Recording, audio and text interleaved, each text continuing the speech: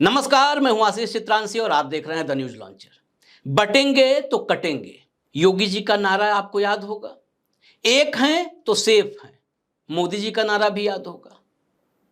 लेकिन सिर्फ बटेंगे कटेंगे, एक हैं सेफ हैं, ये नारे चुनावी हिंदुत्व के लिए हैं, जहां पर हिंदुओं को एक मुश्त बल्क में मतदाता के रूप में इस्तेमाल करना है और उनके वोट लेकर के सरकार बनानी है। चुनाव खत्म, नारा हजम।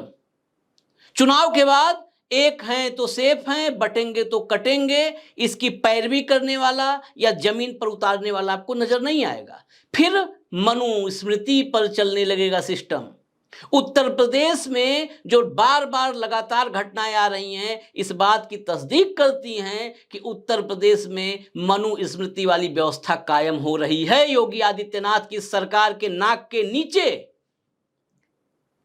अब दलित घोड़ी पर चढ़ के बारात जाएगा तो बंदूक के बट से पीटा जाएगा।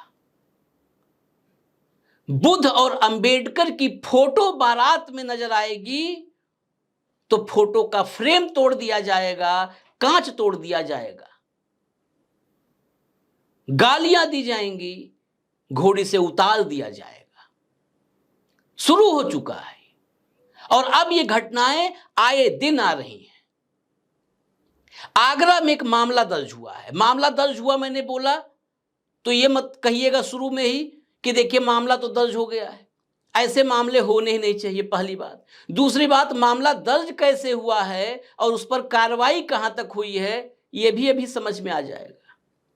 टाइम्स ऑफ इंडिया की रिपोर्ट के मुताबिक एक दलित युवक, नाम भी बता देता हूं आपको, विशाल नाम के एक दलित युवक की बारात अजीजपुर इलाके से गुजर रही थी।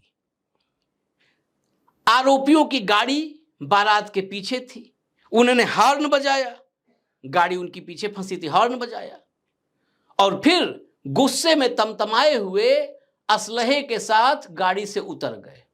गाड़ी से उतरने के बाद उन्होंने विशाल पर हमला किया, जो दूल्हा था। उसके सिर पर बंदूक की बट से वार किया और जाति सूचक गालियां दी। उन सबको, जो आरोपी हैं, जो विशाल के पिता मुकेश कुमार ने बताया, मुकेश कुमार के मुताबिक डॉक्टर BR अंबेडकर और गौतम बुद्ध की तस्वीरें देखकर वे कथित तौर पर आक्रामक हो गए और तस्वीरों के शीशे तोड़ दिए। कहा गया कि घोड़े से उतर जा, घोड़े पर बैठकर शादी के स्थल तक नहीं जाना है, जहां शादी है वहां तक घोड़े बैठ के नहीं, घोड़े से उतर के जाओ। ये स्थिति आगरा की है, आगरा की। आगे जो मैं रिपोर्ट बताऊं आपको, जिस रिपोर्ट में है कि किस किस धारा में केस दर्ज हुआ है, मैं वो बताता हूं। इसमें शिकायत जो हुई है, ACP हैं देवेश, उन्होंने बताया कि पुलिस को, यहीं से खेल समझिएगा, पुलिस को घटना की सूचना 10 मार्च को मिली। उसके बाद शिकायत के आधार पर विष्णु शर्मा और उनके बेटे के खिलाफ भारतीय न्याय संहिता यानी BNS की धारा 115(2), इसका मतलब स्वेच्छा से चोट पहुंचाना, 352 शांति भंग करने के इरादे से जानबूझकर अपमान करना, 351(1) आपराधिक धमकी, 324 शरारत और अनुसूचित जाति और अनुसूचित जनजाति अत्याचार निवारण अधिनियम के तहत मामला दर्ज किया गया है। 10 तारीख को दर्ज किया गया। यह घटना 6 मार्च की थी, 6 मार्च की। अधिकारी ने कहा कि मुकदमा दर्ज करने में, पंजीकरण में देरी इसलिए हुई क्योंकि शिकायतकर्ता ने देर से पुलिस से संपर्क किया था। शिकायतकर्ता की गलती है, उसने देर से संपर्क किया था। लेकिन मुकेश कुमार ने दावा किया कि उन्होंने 7 मार्च को लिखित शिकायत दी थी, लिखित शिकायत, जुबानी नहीं। लेकिन मामला 10 मार्च को दर्ज किया गया।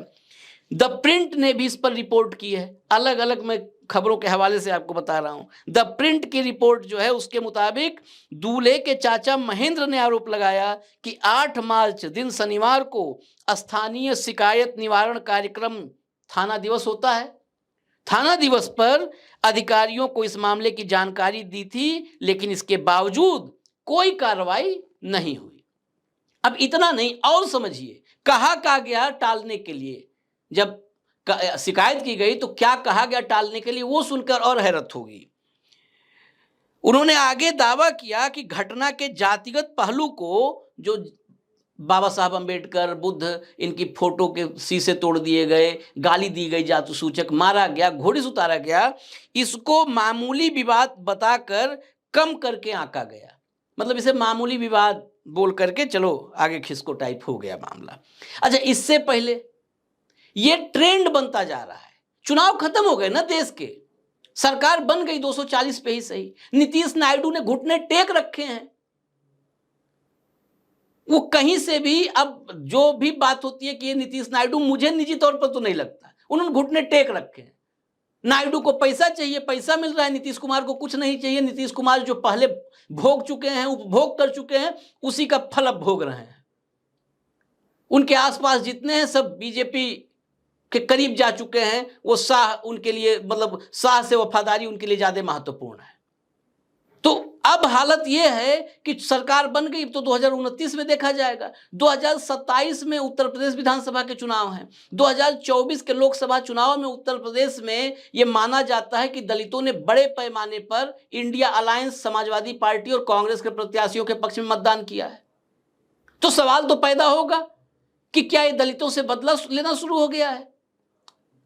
दलित इंडिया अलायंस को अगर भाजपा को वोट नहीं किए तो देखिए ये हालात अब बिगड़ते जा रहे हैं लगातार। और क्या चुनाव खत्म हो गए? 27 के चुनाव आने तक, तब तक फिर 80-20 करने की कोशिश होगी। फिर महाकुंभ से लेकर के, और एक है तो सेफ हैं, इस सब के नाम पर हिंदू एकजुट किए जाएंगे। अभी मनुस्मृति चलती रहे, फिर 27 के नतीजे आ जाएंगे तो फिर से मनुस्मृति आ जाएगी। क्या यही हो रहा है? बुलंदशहर की बात पहले बताएं। बुलंदशहर में वहां पर भी एक दलित व्यक्ति को उसकी बारात के दौरान कथित रूप से उच्च जाति के जो ठाकुर थे, ठाकुरों ने घोड़े से उतार दिया और उसके बाद बारातियों के साथ भी मारपीट की।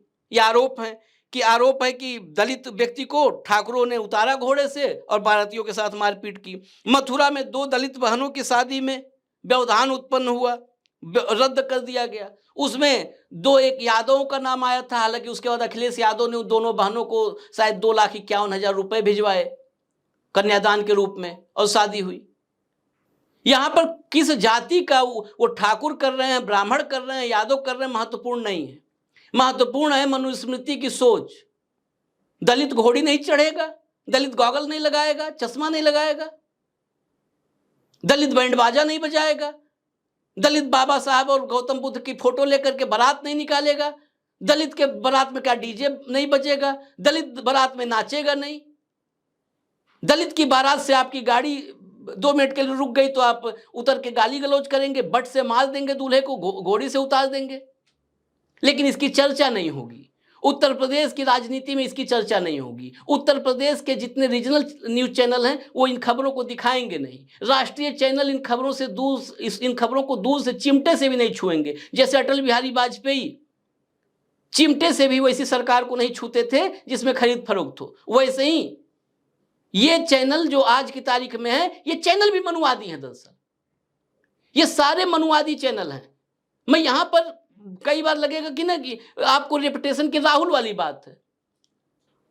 राहुल गांधी राजनेता के रूप में इस मीडिया के बारे में बोलते हैं, मैं मीडिया कर्मी के रूप में, एक पत्रकार के रूप में बोलता हूं। आप चले जाइए मीडिया हाउसेज में टॉप लेवल पे आप संपादकों को देख लीजिएगा। आप टॉप लेवल पे जितने संपादकीय टीम होती है उस संपादकीय टीम को देखिए। आप लोग को बाहर से शायद ना पता हो, लेकिन एक एक चैनल, जितने बड़े से छोटे चैनल हैं, वहां के संपादक, वहां की संपादकीय टीम, वहां का आउटपुट एडिटर, वहां का इनपुट एडिटर, पॉलिटिकल एडिटर, पूरे एडिटोरियल टीम की मैं बात कर रहा हूं, और मालिकान। आप देख लीजिए वहां पर कितने हैं दलित, कितने हैं पिछड़े, कितनी भागीदारी है उनकी। अगर वो पत्रकार के रूप में आते भी हैं तो कभी उस ऊंचाई पर नहीं पहुंच पाते कि उस संपादकीय टीम का हिस्सा बने। रेयरेस्ट ऑफ रेयर शायद कोई नाम मिल जाए, रेयरेस्ट ऑफ रेयर। ये हालात हैं। 100 में 2 ढूंढना मुश्किल हो जाएगा।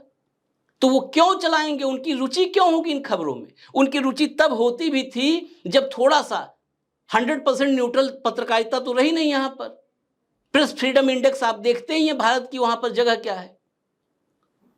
तो उस दौर में जब थोड़ा सा न्यूट्रल होता था तो खबर दिखा देते थे कि खबरों को होता था कि हमारे पास न्यूज चलेगी तो लोग देखेंगे, व्यूअर्स जोड़ने के लिए। अब व्यूअर क्यों जोड़ना है? अब तो आरओ जोड़ना है। आरओ मतलब विज्ञापन का जो मिलता है ऑर्डर, कि कितना विज्ञापन मिल रहा है। और उन खबरों से जिससे सरकार की छवि या सरकार की असली हकीकत, सरकार का असली चेहरा नजर आ जाए, बेनकाब हो जाए, वैसी खबरों को तो दूर से चिमटे से भी नहीं छूना है। लेकिन यह खबर बहुत महत्वपूर्ण है उस बहुजन के लिए। बहुजन, मैं बहुजन के भी पक्ष में हूं, बोलता हूं कि बहुजन है, और मूल निवासी बोल रहा हूं तो यह भी कहूंगा, भले थोड़ा बहुत किसी को बुरा लगे, लेकिन अगर इस देश का बहुजन, इस देश का जिसे मूल निवासी जो कहते हैं, अगर वही इस तरीके के हालात होंगे कि मनुस्मृति, और अभी तो अघोषित मनुस्मृति है हुजूर, इस देश को तो आधिकारिक रूप से मनुस्मृति के दौर में ले जाने की कोशिश है, आधिकारिक रूप से। क्योंकि संविधान की आत्मा में अगर किसी का विश्वास होता तो वो ये नहीं कहता, उस पार्टी के लोग ये नहीं कहते कि मुसलमान विधायक बनेगा तो संसद से, विधानसभा से बाहर सड़कों पर फिकवा देंगे, मुसलमानों के लिए अलग वार्ड बनवा दो। आज मुसलमान निशाने पर है। एक मतलब अच्छे पढ़े लिखे व्यक्ति ने कहा था, यहां पर नाम कोट करना जरूरी नहीं है मुझे लगता, कि आज जब तक इस संविधान है और संविधान से लड़ाई है तब तक मुसलमान है। जिस दिन संविधान की जगह मनुस्मृति आ जाएगी उस दिन निशाने पर इस देश का दलित होगा, इस देश का पिछड़ा होगा। फिर मुसलमान से लड़ने का औचित्य ही खत्म हो जाएगा। फिर तो मनुस्मृति के दौर में जो शोषण का शिकार, जिनको शोषण का शिकार बनाना है, फिर वो अलग टारगेट पर होंगे, वो निशाना बन जाएंगे। खैर अभी भी वक्त है, ऐसी खबरों को गंभीरता से देखिए, सोचिए, समझिए और सरकारों के असली चरित्र को, चेहरे को पहचानिए। इजाजत दीजिए मुझे। न्यूज लॉन्चर देखते रहिए। नमस्कार।